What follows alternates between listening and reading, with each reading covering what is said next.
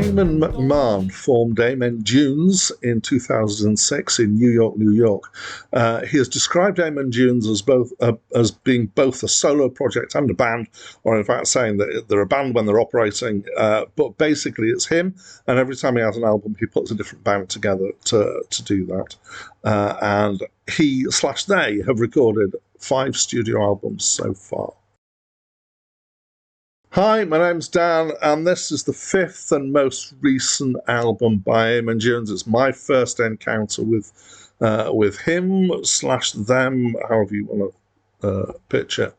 And one thing that's unusual about this album is that the album has a much longer page than the act on Wikipedia. It's almost always the other way around. So I would describe this as being light rock-ish. It's maybe slightly old, but it's fairly kind of mainstream in a lot of ways musically. There's quite a few guests on it, people who were involved with this. Some of the descriptions of what people are playing, it kind of breaks it down track by track. But there's a guy, Steve Marion, who's playing guitar here, and he's listed as playing strawberry funk guitar, highway guitar, chime and bell guitars, dancing past gas lamps on a dark night guitars, business solo and chime guitars, spiral guitar, swamp and sunrise guitars, interstate dream guitars, rolling guitars, windmill electric guitar, windmill acoustic guitar, and swells, whatever that is. Musically, it's okay, but I didn't find it particularly engaging. I found that list of descriptions more engaging than the music, I have to say.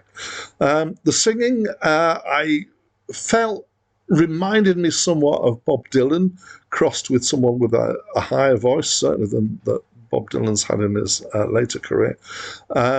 He's got a strange tone. I find it really hard to describe different tones in voices, so you just have to hear it from the clips that I put at the start and the end of the review. Most of the time I found it quite unintelligible. I concentrate quite hard at one point to try and listen to the words. I find he drops consonants, he pronounces some of the vowels oddly, he drops whole words out, and occasionally he uses what might be described as redneck kind of grammar. So the opening lines for the track Believe, which I think is one of the most easy to listen to and to actually pick out the words, are, I believe, came tonight, seen heaven, don't get down. And what that means, I have no idea. So I'm not even sure if all the tracks are in English. There's a track called Satudura, so I have no idea what's going on there.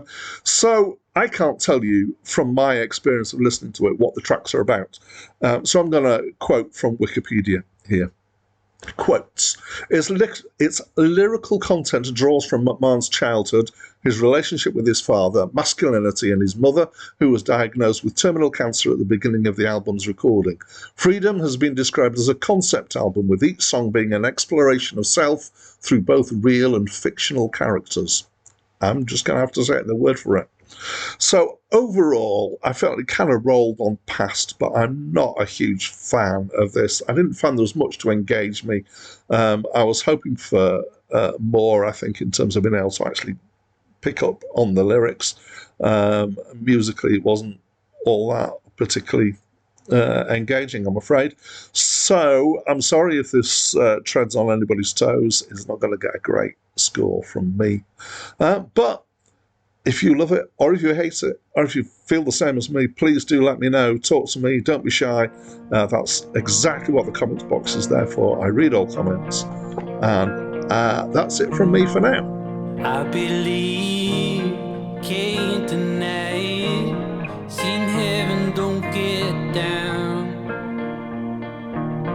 When I was a kid, I